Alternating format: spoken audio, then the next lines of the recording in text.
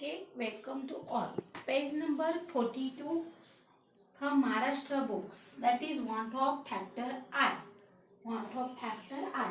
Van't is one of the scientists. He compared the colligative property of a electrolytic solutions with non-electrolytic solutions. Whatever may be, we determine by formula colligative property. It is for the non-electrolytic solutions.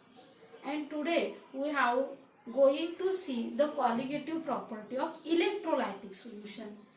See here, directly there will be the definitions of Van't factor I. Van't factor is denoted by letter I. I, it is the ratio of, dividations means ratio.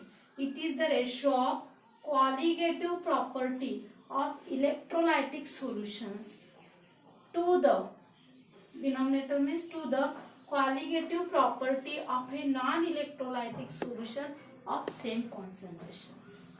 If you have to taken the electrolytic solutions and non-electrolytic solution, you must take the same concentration, 2 molar, 2 molar, 0.1 molar, 0.1 molar. मग त्या इलेक्ट्रोलायटिकची colligative property आणि non इलेक्ट्रोलायटिकची colligative property ह्या दोघांचा जो ratio असेल तो कुठल्या फॉर्म्युलाने दिलेला आहे I means Van't factor. Van't factor I is the ratio of colligative property of an electrolytic solution to the colligative property of a non-electrolytic solution of same concentration. You know the four colligative property, that is elevations in boiling point, depressions in freezing point, osmotic pressure, lowering in vapor pressure. Therefore, I write all these four property. I is equal to delta TF upon delta TF 0. Here 0 stands for, or this subscript stands for colligative property of non-electrolytic solution, and without subscript I written for the electrolytic solution.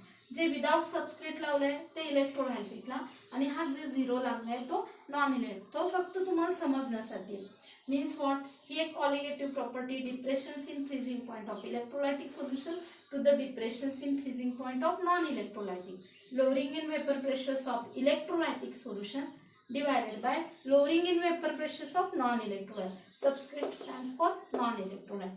Same elevations in boiling point आणि osmotic pressures. हे आपण लिहून घेतलं. मग आता we know that what's the definitions of colligative property?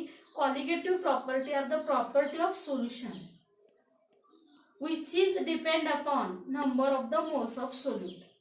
Colligative property ही सोल्यूटच्या number of moles वर डिपेंड राहते. म्हणजे जर समजा number of moles of solute वाढले तर कॉलिगेटिव्ह प्रॉपर्टी पण वाढते. Means colligative property is directly proportional to number of moles. मग आता इथं मी काय लिहिलंय a colligative property of electrolytic solution. तर ह्याच्या आधीच्या व्हिडिओमध्ये मी तुम्हाला असं एक्सप्लेन केलं होतं की electrolyte undergo dissociation and also association on dilution. Suppose you can take one of the electrolyte that is NaCl. ह्याचं तुम्ही ॲक्वियस म्हणजे वॉटर टाकल्यावर ह्याचं काय होईल डिसोसिएशन, दॅट इज Na++Cl-. दिसताना आपल्याला एकच मोल दिसतोय पण टोटल ऍक्च्युअल मोल्स किती आहेत 2. Take second examples Na2SO4 on dilutions, that is on additions of water. How many Na? 2 Na plus SO4 किती आहे हा एकच ग्रुप आहे SO4 minus minus. Number of moles किती झाले ऍक्च्युअल 2 Na आणि 1 SO4 3. इथं किती झाले 1 Na 1 Cl 2. म्हणजे ऍक्च्युअली इलेक्ट्रोलाइट्स मध्ये काय जे ऑब्झर्व्ड म्हणजे आफ्टर डिसोसिएशननी जे काही नंबर्स ऑफ मोल्स येतात, जे ऍक्च्युअल नंबर ऑफ मोल्स येतात तिथं तुम्हाला ते ठेवावे लागतील. म्हणजेच काय I is equal to colligative property of electrolytic solution म्हणजेच काय ऍक्च्युअल नंबर ऑफ मोल्स. लक्षात घ्या why I written actual numbers of moles. Why that is actual number of moles. NaCl भासतो 1 पण असतात ऑन डायल्युशन तिथं नंबर्स ऑफ मोल्स किती असतात 2. हे भासतो 1. It have to be seen that 1. But after dilutions how many 2 Na plus 1 SO4, that's it becomes 3. Means actual number of moles of particles in solution after dissociation. Dissociation म्हणजे separate होणे.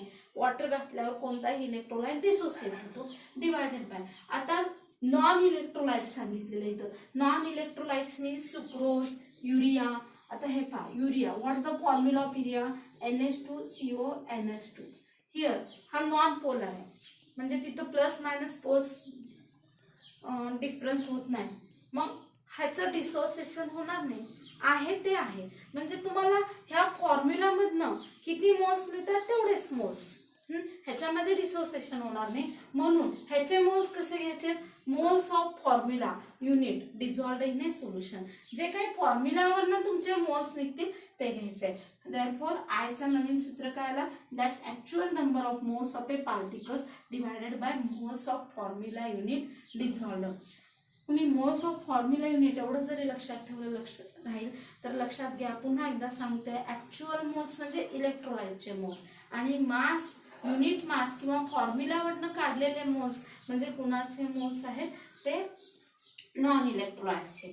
मग आता मी असं लिहू शकते का? पहा, I इज इक्वल टू इलेक्ट्रोलाइटची कॉलिगेटिव्ह प्रॉपर्टी म्हणजे जे आपण ऑब्झर्व करतोय डिसोसिएशन होतं. That's the colligative property of an electrolyte means CP stands for colligative property. CP stands for colligative property.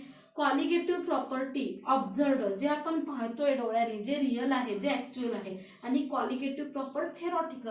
Theoretical म्हणजे आजपर्यंत जे आपण फॉर्म्युलानी काढलेले आहेत ते कुणासाठी? Non electrolyte. नॉन इलेक्ट्रोलाइट्स म्हणजे थेरॉटिकल कॉलिगेटिव्ह प्रॉपर्टी. नॉन इलेक्ट्रोलाइटची कॉलिगेटिव्ह प्रॉपर्टी म्हणजे थेरॉटिकल आणि इलेक्ट्रोलाइटची कॉलिगेटिव्ह प्रॉपर्टी म्हणजे ऑब्झर्व्ड किंवा ऍक्च्युअली. इलेक्ट्रोलाइटची कॉलिगेटिव्ह प्रॉपर्टी म्हणजे ऑब्झर्व्ड कॉलिगेटिव्ह प्रॉपर्टी. नॉन इलेक्ट्रोलाइटची कॉलिगेटिव्ह प्रॉपर्टी म्हणजे थेरॉटिकल प्रॉपर्टी. पण आता इथं कॉलिगेटिव्ह प्रॉपर्टी ही नेहमी कशी असते? मोलार वेटला. आपण ह्याच्या आधी काय शिकलो? That is colligative property is inversely proportional to molecular weight. कसं? तर हे पहा, मी एखादा फॉर्म्युला घेते, कोणताही घ्या, ह्या चौघापैकी कोणताही फॉर्म्युला तुम्ही घेऊ शकता. डेल्टा TBचं फॉर्म्युला काय येते? M2W1 W2 इथे येणार KB × 1000.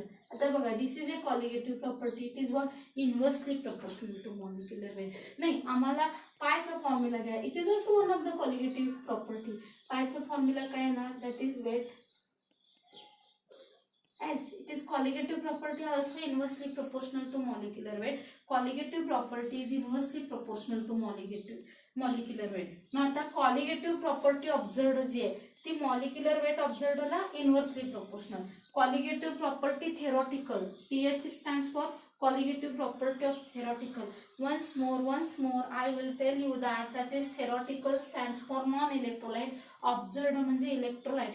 का ऑब्झर्व्ड म्हणतो? कारण तिथं इलेक्ट्रोलाइटचं डिसोसिएशन होतं, ते ऍक्च्युअल असतं. नॉन इलेक्ट्रोलाइटचे नंबर्स ऑफ मोल्स बदलत नाहीत, ते थेरॉटिकल असतात, फिक्स असतात. जे फिक्स आहे त्याला आपण थेरॉटिकल म्हणतोय.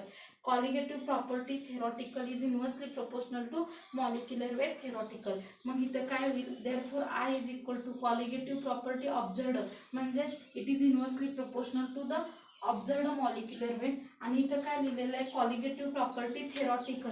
ही थेरॉटिकल कॉलिगेटिव्ह प्रॉपर्टी जी आहे ती मॉलिक्युलर वेट थेरॉटिकल अपसाईडला येईल. म्हणजे ह्याचं इन्व्हर्सली करायचं आहे. कोणत्याच्या बाबतीत? मॉलिक्युलर वेटच्या बाबतीत. This is the main formula of the colligative property. that is want of factors. Okay, you have to take the screenshot easily.